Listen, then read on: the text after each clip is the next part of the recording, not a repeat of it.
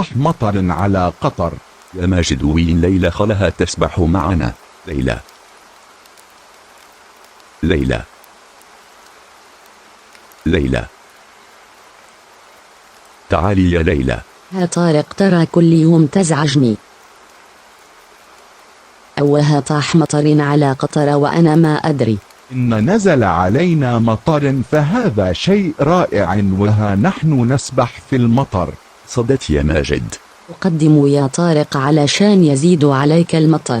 والله إن نزل علينا مطر من السماء فهذا يأنسنا كثيرا. صدت. يلا يا سلطان، وينك؟ ها أنا يا ماجد، ماذا تريد؟ أو لقد نزل مطر. تدري أنه طاح مطر. تو ندري. سلطان، بالله عليك، ما هذا الصوت الذي نطقي بعض الكلمات خطأ، مثل الكلمة أدري ينطقها خطأ. ترى كل آلات النطق تنطق الكلمات خطأ، أقصد يعني تنطق بعض الكلمات خطأ.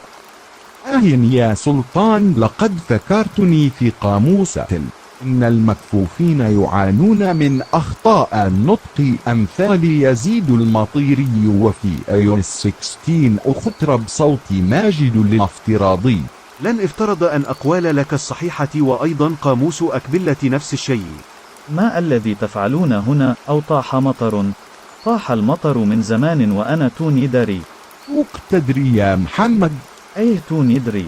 السلام عليكم ورحمة الله وبركاته. وعليكم السلام ورحمة الله وبركاته يا سيدتي. إنني أريد السباحة معكم.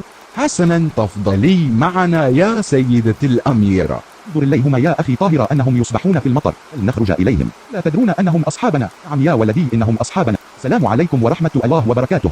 أهلا أهلا بأصحابنا. أهلا بكم جميعا، تشرفنا بزيارتكم لنا. ونحن أيضا تشرفنا في زيارتنا لكم. ما أخباركم؟ كل شيء على ما يرام، لو بالهناء وشفاء. نحن سنأكل قليلا من الطعام كراما لكم. ههب الكلو بالهناء وشفاء. عاد طارق، لا تحرجني. يا الرجال ما فيها لا إحراج ولا شيء. كلو بالهناء وشفاء. كلو طعام جميلة اليوم، شكرا لكم. كلو أزيد بالهناء وشفاء. لقد شبعنا الحمد لله، استودعكم الله. بل لا أبقى قليلا. لا والله لا أريد أن أسهركم. لا عادي، خذ راحتك. لها كان ودنا يا طارق بصلحي، أنا مشغول مع ليش يا طارق. يا لله، مع السلامة، حياكم الله في أي وقت. إنني أتساءل لماذا ضيوفنا يتعجلون. لا أعلم، ممكن مشغولين، ما تدري يا ماجد. ليلى، ليلى، ليلى، تعالي. ليش فيك يا طارق؟ ما تشوف أنا أسبح معكم في المطر. وليش تخبيتي مساعة؟ يوم أنهم جاءوا ماجد والطاهر وولدهما سعيد قمت تخبيت. ها عرفت الحين، والآن كفانا سباحة في المطر، هيا فلندخل.